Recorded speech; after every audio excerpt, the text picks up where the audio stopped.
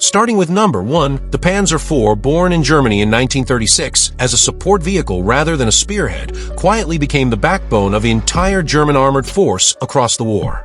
Deployed from the invasion of Poland through the deserts of North Africa and the plains of the Eastern Front, it was never the most powerful tank on the battlefield, yet its adaptability made it a constant threat. Upgunned and up-armored repeatedly as the war progressed, it absorbed the lessons of every campaign it survived. Crews came to trust it precisely because it evolved rather than dazzled, and that reliability, more than any single feature, is why enemy soldiers learned to respect its silhouette long after flashier designs had come and gone. Number 2, the KV-1, a Soviet heavy tank fielded from 1939, arrived on the Eastern Front in the summer of 1941 as something German crews had never encountered.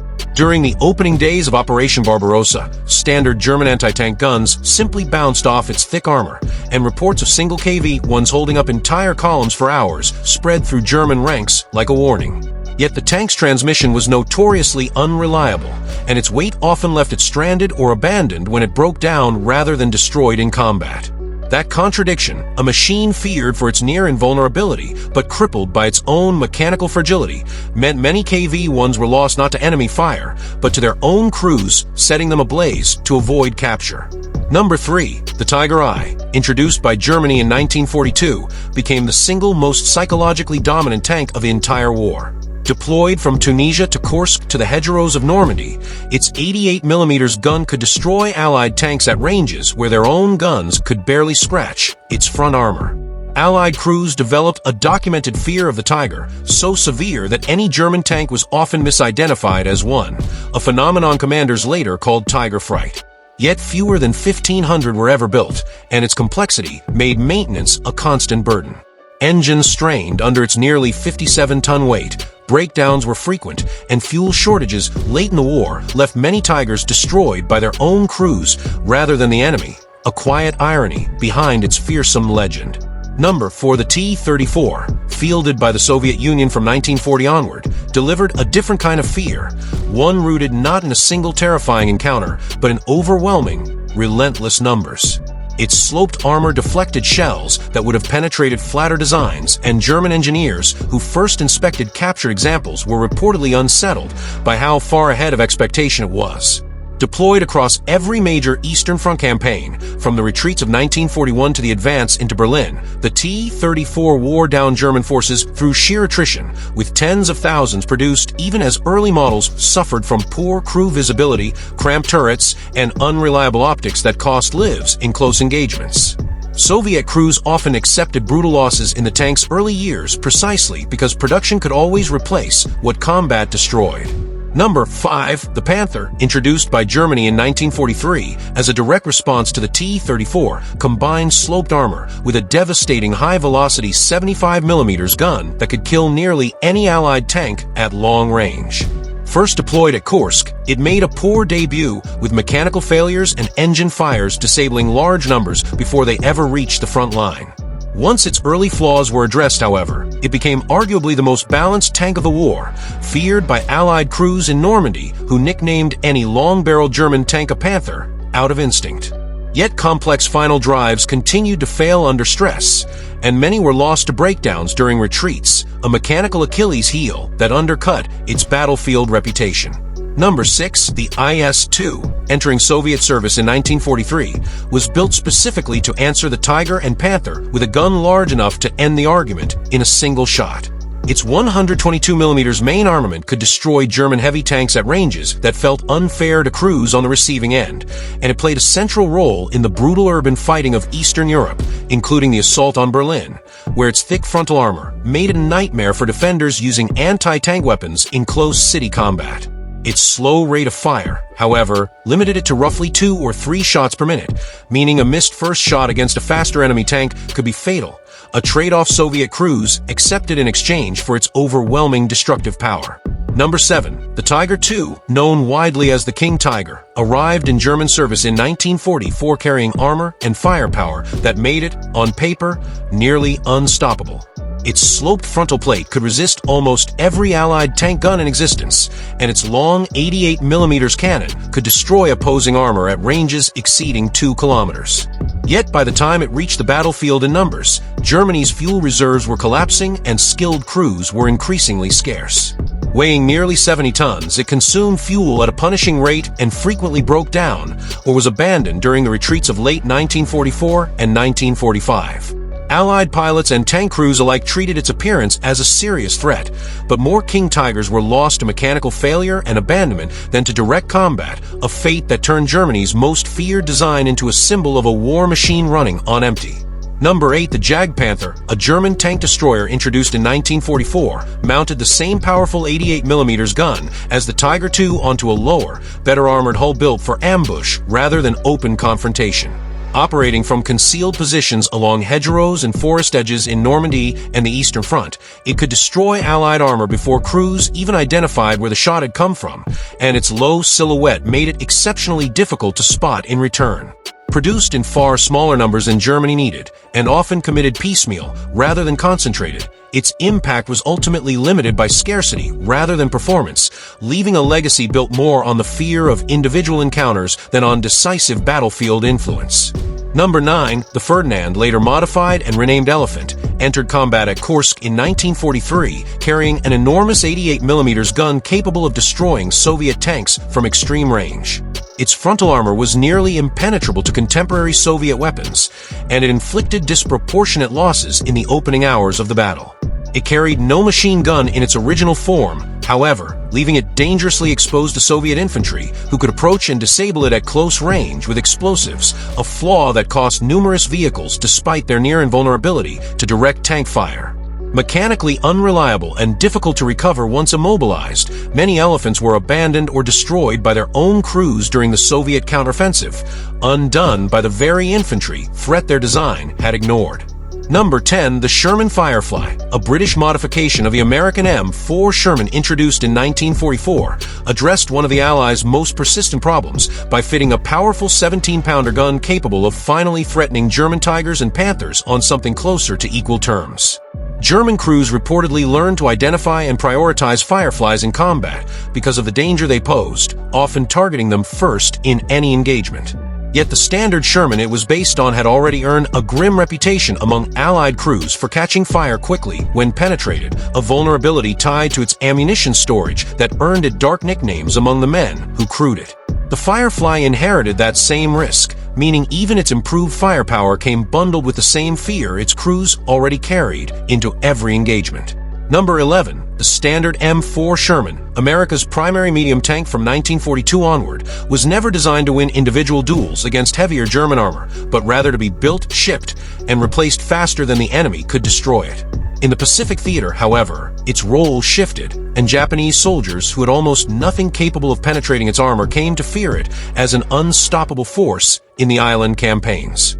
In Europe, the story was different, as underpowered early guns and thin armor left crews badly exposed against German Tigers and Panthers, contributing to the tank's grim nickname among Allied soldiers who watched it burn after even a single well-placed hit. Upgraded variants improved survivability late in the war, but the psychological scar among American and British crews who fought early campaigns in it never fully faded.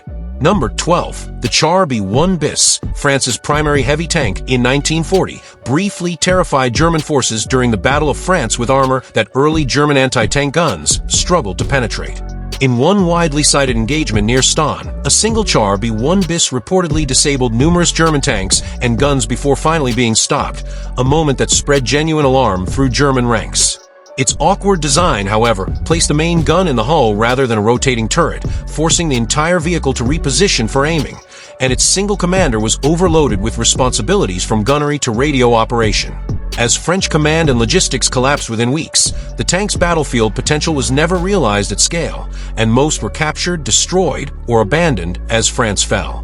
Number 13. The Matilda II, Britain's primary infantry tank fielded from 1939, earned the nickname Queen of the Desert during the early North African campaign, where its thick armor made it nearly immune to standard Italian and early German anti-tank guns. For a period in 1940 and early 1941, it advanced across battlefields largely unbothered by enemy fire, forcing German commanders to rush heavier guns to the desert specifically to counter it. Its main gun, however, lacked a high explosive shell, leaving it poorly equipped to deal with infantry and anti-tank positions, and its slow speed limited its usefulness once German 88mm guns were repositioned as anti-tank weapons. Once that countermeasure arrived, the tank's earlier invulnerability collapsed almost overnight, and losses mounted quickly in the battles that followed. Number 14. The Stu G3, a German assault gun introduced in 1940 and built on a modified Panzer III chassis, lacked a rotating turret, but became, by the war's end, the single highest-scoring armored fighting vehicle in German service. Operating from concealed, low-profile positions, it ambushed Soviet and Allied armor before they could identify the threat, a tactic that made it exceptionally feared in defensive engagements across both fronts. Its fixed gun meant it could not track fast-moving targets that approached from a flank, leaving crews dangerously exposed in fluid, mobile battles rather than static defense. Despite that limitation, its low cost and ease of production kept it in constant supply even as more famous tank designs became scarce. Number 15. The Su-100, a Soviet tank destroyer introduced in 1944, mounted a powerful 100mm gun capable of penetrating the frontal armor of Tigers and Panthers at ranges German crews once considered safe.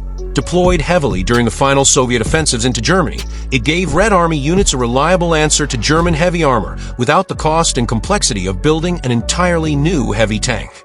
Its open commander's position and lack of a rotating turret, however, left it vulnerable in close, chaotic urban fighting, where enemy infantry could approach from angles its gun could not cover, a weakness that mattered greatly in the brutal building-to-building combat of 1945. Number 16. The Comet, entering British service in 1944, represented an attempt to finally close the gap with German heavy armor after years of Allied tanks being outgunned and outclassed. Its improved gun and sloped armor made it far more competitive against Panthers than earlier British designs, and it saw action during the final push into Germany with a reputation as one of the more balanced Allied tanks of the war. It arrived too late, however, to shape the war's outcome in any major campaign, and its late introduction meant most crews had little time to develop the deep tactical familiarity that made earlier tanks, for better or worse, so central to the identities of the armies that fielded them. Number 17. The M26 Pershing, America's answer to the Tiger and Panther, reached European battlefields only in the final months of 1944 and early 1945, arriving after years of American commanders resisting calls for a heavier tank. Its thicker armor and more powerful 90mm gun gave crews a fighting chance against German heavy armor that the standard Sherman had never truly possessed, and its combat debut in the fighting around Cologne demonstrated it could trade blows with a Tiger and survive. Produced and deployed in only small numbers before the war ended, however, its impact remained limited, a reminder that the tank many American crews had needed for years arrived only in time to prove what might have been possible earlier. Number 18. The Panzer III, Germany's original medium tank workhorse from 1939, carried the bulk of the Blitzkrieg's early momentum through Poland, France, and the opening thrust into the Soviet Union. Its speed and reliable radios let German commanders coordinate tank formations more effectively than almost any opposing army, a tactical edge that made German armored columns feel unnervingly organized to enemies still fighting in a slower, more improvised style. Its main gun, however, was quickly outclassed as the war progressed, unable to reliably penetrate the T-34 or KV-1 once the Eastern Front opened, and upgunning efforts only partially closed that gap. By 1943, it had been pushed into secondary roles, its early dominance a fading memory against enemies who had simply built thicker armor and bigger guns. Number 19. The Panzer II, a light tank never intended as a primary combat vehicle, nonetheless made up a significant portion of Germany's invasion force in 1939 and 1940, simply because heavier tanks were not yet available in sufficient numbers. Its thin armor and small gun made it dangerously outmatched almost immediately once it met serious opposition, and crews who fought in it during the early campaigns understood they were operating a placeholder rather than a genuine fighting machine. Losses were heavy wherever it encountered organized anti-tank defenses, and by the time of the invasion of the Soviet Union, it was already being phased into reconnaissance duty, its brief frontline relevance a reminder of how unprepared Germany's tank force truly was at the war's outset. Number 20. The Panzer 38T, a Czechoslovak design absorbed into German service after the occupation of Czechoslovakia, quietly filled gaps in the German armored inventory during the early war years when domestic production could not keep pace with demand. It performed adequately in Poland and France, its riveted construction and modest guns sufficient against the light opposition of 1939 and 1940, but it proved dangerously thin-skinned once it faced Soviet armor in 1941. Crews found themselves in a machine that had already been rendered obsolete by the scale of the Eastern Front, and its chassis was eventually repurposed for tank destroyers rather than continuing as a gun tank, a quiet admission that its frontline usefulness had expired. Number 21. The Soviet T-26, the most numerous tank in the Red Army at the start of the war, had been built through the 1930s in enormous numbers, but entered the German invasion already outdated in armor and firepower. Thousands were destroyed or captured in the catastrophic encirclements of 1941, their thin plating offering little protection against German guns that had been specifically developed to counter exactly this kind of light armor. Crews who fought in the T-26 during the war's opening months faced some of the highest loss rates of any tank crews in the conflict, caught in a machine that had aged out of relevance just as the war that would decide its fate began.